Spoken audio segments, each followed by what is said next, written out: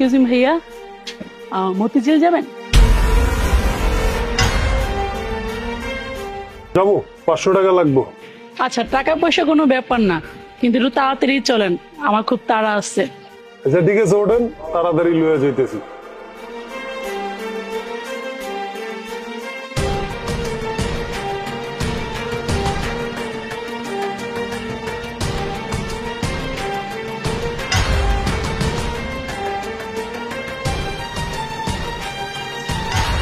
আরে ভাইয়া আসতে, আপনাকে আমি তাড়াহুড়া করে যেতে বলছি দেখে আপনি তাড়াহুড়া করে যাবেন? সময় থেকে কিন্তু জীবনের মূল্য অনেক বেশি ভাইয়া, এটা মনে রাখবো। হ, আস্তে আস্তে চালাইতেছি, দাঁড়া। আচ্ছা ম্যাডাম, আপনি কি মতিঝিলে আপনাকে নিজেকে বাড়ি? হ্যাঁ ভাইয়া, আমার শ্বশুর বাড়ি। ও আচ্ছা, আপনার গলায় রাতে যে সোনা দানা, এগুলা দেখে তো মনে হয় আপনি অনেক বড় লোক। দুলাভাই কি বড় কোনো চাকরি করে? এই তো ভাইয়া আছে, আমার হাজবেন্ড ব্যাংকে জব করে।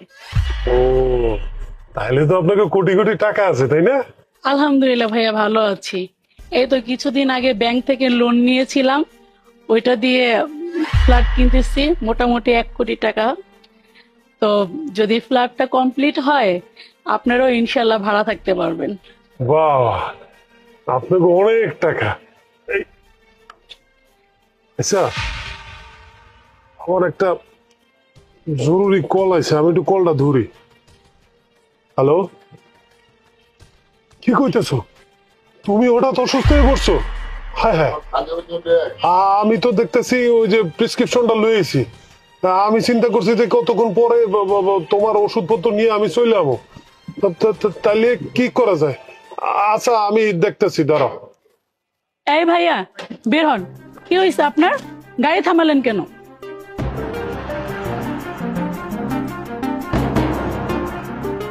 ওই আপা, হয়েছে কি, আমার বউ অনেক অসুস্থ, হসপিটালে। কারণ আপনার লইয়া আমার অন্য রাস্তা দিয়ে যাইতে হবে, আর নাহলে আপনি একটা কাজ করেন, আপনি এই জায়গায় নাইমা যান গা, আপনি অন্য একটা সিএনজি লইয়া চলে যান, আমার জরুরি হসপিটালের দিকে যাইতে হইব। আচ্ছা একটু দেরি হলো, সমস্যা নেই, আপনি আমাকে নিয়ে যাবেন। মানে হয়েছে কি, আপনার হয়তো বিশ্বাস হইব না যে আমি আপনারে কইতাছি। আচ্ছা আপনি একটা কাজ করেন, এই যে আমার এই প্রেসক্রিপশনটা। থামেন, কি করতেছেন আপনি এগুলা? আমি কি কোনো কিছু বুঝি না? শয়তানের নিঃশ্বাস আমার নাকে ধরে আমার সবকিছু নিয়ে যেতে চেতেছেন, তাই না? আমি তো আপনাকে সহজ সোজা ভাবছিলাম, কিন্তু আপনার লোকটা তো বহুত শয়তান। আপনি আমাকে সিএনজিতে বসে আমার সবকিছু জানছেন, যখন জানতে পারছেন যে আমার অনেক টাকা পয়সা আছে, আমার সোনা দানা দেখে আপনার লোভ লাগছে, তাই না? এখন এই শয়তানের নিঃশ্বাস আমার নাকের সামনে ধরে আমাকে অজ্ঞান করে সবকিছু নিতে চেতেছেন। আমি তো আপনাকে সহজ সোজা ভেবে সবকিছু বলছি, আপনাকে তো আমার কোনো কিছু বলাই উচিত হয়নি। এই নির্জন জায়গায় আপনি এসে আমার থামাইছেন, আপনার মতলব অন্যটা আমি বুঝে গেছি। আমার তো এখন খুব ভয় লাগতেছে যে আপনি না জানি আমার কি করে ফেলেন। আরে কি কোন আপনি, শয়তানের নিঃশ্বাস এড়িয়ে আবার কি? শয়তান থাকে জঙ্গলে, শয়তান এখানে আইব কই থেকে? আপনি বিশ্বাস করেন, এই প্রেসক্রিপশনটা যদি আপনি পড়েন তাইলে আপনি বুঝতে পারবেন যে আমার বউ অসুস্থ, এখানে কিছু মেডিসিন লেখা আছে, ওই মেডিসিন গুলা তারে নিয়ে দিতে হইব। এর লেগে আমার এই দিক দিয়ে ঘুরে যাওয়ান লাগবো। এই থামেন, প্রেসক্রিপশন করার আমার কোনো দরকার নেই, আমি সবকিছু বুঝতে পারছি। আপনি আমাকে এই জায়গায় নিয়ে এসে আমাকে বিপদে ফেলাইতে চাচ্ছেন, তাই না?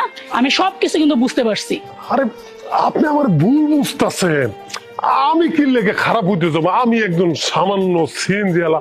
আচ্ছা আপনি খালি এই প্রেসক্রিপশনটা পড়েন, আমার এই যে ওয়াপের নাম বিশ্বাস। এই সরা, একদম চুপ করে এখানে দাঁড়ায় থাকবি। তুই কি ভাবছস যে তুই আমাকে ব্ল্যাকমেল করে সবকিছু নিয়ে যাবি?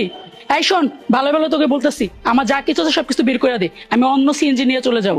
বুঝছি, আপনার তো বিশ্বাস হইব না, তাইলে আমি হসপিটাল থেকে আমার শালারে, আমার দুলাভাইরে, সবাই আমি ফোন দিয়ে আনতেছি, তাগো লাগে কথা বললে তো আপনার বিশ্বাস হইব। আচ্ছা আপনার দাঁড়ান 1 মিনিট। এই, কাউকে ফোন দিবি না, একদম কাউকে ফোন দিবি না, সবকিছু বের করে দে, আর তুই এখান থেকে চলে যা। আরে আপনার তো বিশ্বাস হইব না, আমি ফোন দিতেছি, দাঁড়ান। হ্যালো রাজু, সবুজ, কই তোরা? আরে বেটা, এই যে পল্লবীর মোড়ে বেটা, হ্যাঁ হ্যাঁ, এই যে বাম সাইডে ঢুকলে তাড়াতাড়ি বিশ্বাস করাইতেছি।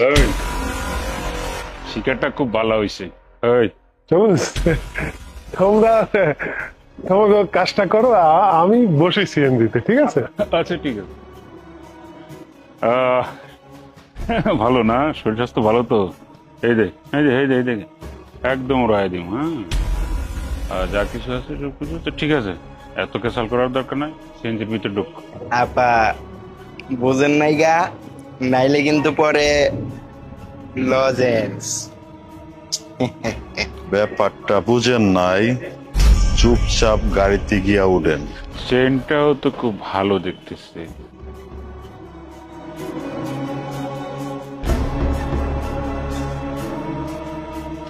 আসেন আসেন আসেন, ভিতরে নিয়ে একটু মেমনদারি করি। আসেন, আরে পাগল নাকি, আসেন।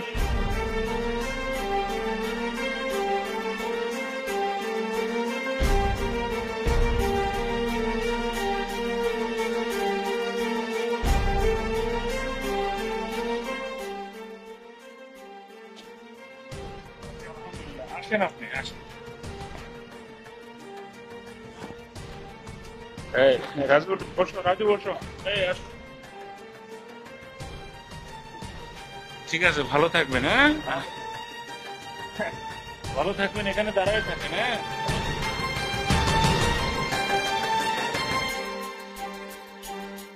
আমরা যারা রাতে একা চলাচল করি, সাবধানে সিএনজি অথবা যে কোনো যানবাহনে ওঠা উচিত। আর মেয়ে মানুষের একা চলাফেরা করা একদমই উচিত নয়, কারণ যে কোনো টাইমে বিপদ আসতে পারে। যদি চলিও, তবুও নিজের মনের কথা কাউকে বলবো না, কারণ সে আমাদের মনের কথাগুলো শুনে আমাদের যে কোনো ক্ষতি করতে পারে।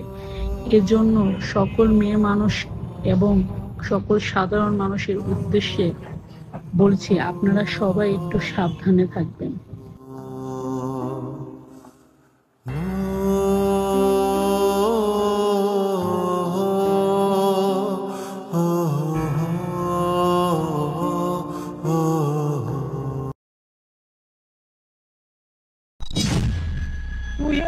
ও, মাহি, উনি তোমাকে মা বলে ডাকলো কেন? কি রে মা, তুই আমার চিনতে পারতেছিস না? মা মানে? আপনি কাকে মা ডাকতেছেন? আমার মা তো বাসায়। আমার মা কেন আপনি হতে যাবেন? শুনেন, উল্টা পাল্টা কোনো কথা বলবেন না, এই সমস্ত ধান্দা পানি না আমার সাথে করবেন না। মাহি, তুই এসব কি কইতাছিস? তোর মাথা মাথা ঠিক আছে? আরে মাহি, উনি তো তোমার নামও জানে। আরে তাই তো, উনি আমার নাম কিভাবে জানে? মনে হয় তুমি বলছো। আচ্ছা, তুমি তো বলো না। ও, মনে পড়ছে মেঘ। আরে তুমি তো জানোই না, উনি আমাদের বাসায় যে দারোয়ান আছে না, দারোয়ানের বউ। এক সময় তো ওনাকে আমি অনেক দেখছি, বিগত অনেকদিন দেখা হয় না তো, তাই আসলে ওনাকে আমি চিনতে পারি নাই, চেহারাটা মনে আসতেছিল না। তা আন্টি আপনি ভালো আছেন তাই না? আসলে আমি আপনাকে চিনতে পারি নাই, বুঝতে পারছেন? ওহো আচ্ছা, তাই বল। আচ্ছা খালা, সমস্যা নেই, আসলে আপনাকে ভুল বুঝেছিল, এখন মনে পড়েছে, আপনাকে মনে করতে পারে। আচ্ছা চলুন খালা, আমরা একটু সামনে যাব। ঠিক আছে, ওকে।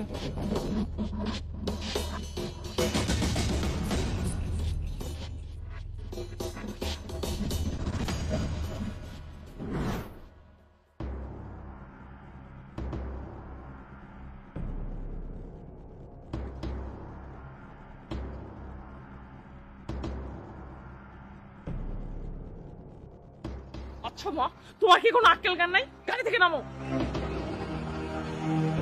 মা, তোমার সমস্যা কি? হ্যাঁ, কি সমস্যা? সব সময় তুমি আমার পথে বাধা দাও, কিসের জন্য? কি হয়েছে? কি করছি আমি? আরে আমি মাত্র একটা বড়লোক ছেলে পটাইছি, ভাবছি ওকে বিয়ে করে সেটেল হয়ে যাব, কিন্তু তুমি তো সে জায়গায় বাধা দিচ্ছ, বারবার তার সামনে আমাকে মেয়ে মেয়ে পরিচয় দিচ্ছ। কি সমস্যা? আমি যদি ছেলেটাকে বিয়ে করে কোনোভাবে ওর ঘাড়ে ঝুলে যেতে পারি, তাহলে তো তোমার আমার দুজনের লাইফই সেটেল।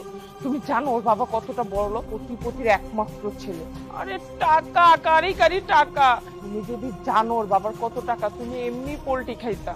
কি করলা তুমি পুরাই। ও যদি কোনোভাবে বুঝে যেত কি হতো? শোনো, এখন যদি আসে একদম চুপচাপ থাকবো, কোনো কথা বলবা না। এই, তুই কি ভুলে গেছিস? তুই কার মাইয়া? তোর মা কি কাম করে? হ্যাঁ, ভুলে গেছিস তুই? রিস্কালার মাইয়া একটা বড় লোকের পোলা পড়াইতেছে, তাও আবার কি বিয়া বহনের লিগা স্বপ্ন দেখে? আরে এসব স্বপ্ন দেখিস না, এগুলি ফাও, খুদা ফাও, শুধু কষ্টই পাবি। এই যে দেখ, আমিও তোর মতো এমন ভুল করছিলাম, বড় লোকের এক পোলার লগে বিয়া করার স্বপ্ন দেখছিলাম, কিন্তু না, ভুল করছি। কারণ আমরা গরিব, বড় লোকরা শুধু গরিব খেলাই করে, কোন সময় জীবন সঙ্গী করে না, দুঃখে সুখে কখনো সাথী হয় না। তুই এটা কেন বুঝিস না? তোর মা সামান্য রিস্কা চালায়, কি লিখা বুঝছ না এই কথা তুই? শোনো মা, তুমি যদি এখন আমাকে বয়ান দিতে আসো না তাহলে খুব খারাপ হবে। আমি ভুলে যাব তুমি আমার মা। কারণ তোমাকে নিয়ে আমি কি করব সমাজে? হ্যাঁ, সেই তো সারা জীবন রিক্সা চালাইছো, বাপটাকে সেটাকে আমার দেখাইতে পারো নাই। আমার জন্মের আগেই নাকি আমার বাপ তোমাকে ছেড়ে চলে গেছে। এই সমস্ত ইতিহাস আমাকে বইলো না। আমার জন্য কি রাখছো? কোনো টাকা পয়সা অর্থ সম্পদ কিছু আছে? আমি একটা হাই সোসাইটিতে যাইতে পারি না, জীবনটা ভালো করে লিড করতে পারি না। আরে বাবা, পড়াশোনাটা তো আমাকে ভালো মতো করাতে পারো নাই, তাহলে যদি আমি এইভাবে আমার লাইফ সেটেল করি তোমার সমস্যা কি? আমি আবারও বলতেছি, তুমি যদি কোনোভাবে আমার পথে বাধা হও না, আমি কিন্তু তোমাকে পরিচয় দিব না। কি তুই এত বড় কথা কইলি আমারে, যে আমি নিজের সুখের কথা চিন্তা না করে সেই ছোটবেলা থেকে রোদ নাই বৃষ্টি নাই রাস্তা রাস্তা কাম করে রিক্সা চালা আমি তোর এত বড় করছি, আর তুই এত বড় কথা আমারও কইতে পারলি, আমারও অস্বীকার করতে পারলি। এখনই আমার কামাই খাস, তাই তুই আমারও অস্বীকার করস। আর যখন তুই ভালো কোনো চাকরি করবি, বেশি টাকা কামাবি, তখন তো তুই আমার দেখবিও না। তাই ভালো আগে ভাগে তোর মুখোশটা আমার সামনে খুলে গেছে। বাহ বাহ মাহি, মানে তুমি আমাকে মিথ্যা কথা বলেছো তাই না? উনি হচ্ছে তোমার মা? আরে না না মেঘ, কি বলতিছো? তুমি ভুল বুঝতেছো। আরে ওনার ছেলে মেয়ে দেখতে আমার মতো তো, আমি ওনাকে এই বুঝটাই দিচ্ছিলাম, আর কোনো কিছুই না। এই সত্যি করো, আমি দূর থেকে সবকিছু কিন্তু শুনেছি। উনি তোমার মা, কিন্তু তুমি আমার সামনে অস্বীকার কেন করলে? তুমি বলতেছো এসি গাড়ি ছাড়া তুমি ওঠো না, তুমি ঠান্ডা বাতাসের মধ্যে থাকো। তোমার মা একজন রিকশাওয়ালা, সেটা স্বীকার করতে তোমার সমস্যাটা কি? দেখো মেঘ, আমার ভুল হয়ে গেছে। আসলে আমি টাকা পয়সার লোভে অন্ধ হয়ে গেছি, মাকে মা বলে স্বীকার করতে পারতেছিলাম না। আমি বুঝতে পারতেছি আমার ভুলটা। সেই ছোটবেলা থেকে আমার মা কত কষ্ট করে আমাকে বড় করছে, আমাকে ফেলে দেয়নি, সে তার জীবনের কথাও চিন্তা করেনি। আমি সবসময় স্বার্থপরের মতো নিজের কথা ভাবছি, মাকে নিয়ে কখনো আমি ভাবিই নাই। মা, তুমি আমাকে মাফ করে দাও, তুমি দয়া করে আমাকে মাফ করে দাও। আমি আর কোনো সময় এরকম করব না। শোনো মাই, তোমার মতো এরকম মিথ্যুক মেয়ের সাথে না আমার কোনো সম্পর্ক নেই। যে কিনা সম্পর্কতে মিথ্যা ঢুকিয়ে ফেলে সে কোনোদিন সংসার করতে পারে না। যে নিজের মাকে অস্বীকার করতে পারে, এরকম নোংরা মেয়ের সাথে আমি কোনো সম্পর্ক করতে চাই না। বাজান, তুমি এত একটা ভালো মানুষ, এত ভালো মনের মানুষ, তুমি আসলে এটা আমার জানা ছিল না। আমি সবসময় তো বড় লোক করে নিয়ে বিভিন্ন ধরনের কথা বলতাম, কারণ বড় লোক করে আমি ঘৃণা করি বাবা। এক বড় লোকের কারণে আমার জীবনটা নষ্ট হয়ে গেছে। আমি অটো চালাই, তাই আমি যে সময় আমি বড় লোক করে নিয়ে যা তা কথা বলি। আমার মায়েরও আমি বুঝাই যে মা, আমরা গরিব, গরিব গুলোকে হাত মিলাবি, কোনো সময় বড় লোকের আশেপাশেও যাবি না। কিন্তু না বাবা, তুমি আমার ধারণা ভুল করে দিছো, আমার ধারণা পুরাই ভুল ছিল। তোমার অনেক ভালোবাসা আমার মেয়ে, তুমি আমার মেয়েটাকে সুখে রাখো বাবা, ভালো রাখো। খালা, আপনি কিছু মনে করবেন না। আমি আপনাকে সম্মান এবং ভালোবাসার সহিত বলতেছি, আপনার এই মেয়েকে আমি বিয়ে করতে পারবো না। যে কিনা নিজের মাকে অস্বীকার করতে পারে, সে সুযোগ পেলে আমাকে অস্বীকার করতেও ভুলবে না। তাই আমি এরকম মেয়ের সাথে কোনো সম্পর্কই রাখতে চাই না। আমার সাথে ফার্দার দেখা করার চেষ্টা করবো না, মনে থাকা যাবে। আজকের পর থেকে তোর লোক আমার কোনো সম্পর্ক নাই। আমি জানবো এই পৃথিবীতে আমার কেউ নাই, এই পৃথিবীতে আমি একলা। আর তুই আমার বাড়ির আশেপাশেও কোনো সময় যাবি না, এই কথাটা তুই মনে রাখিস।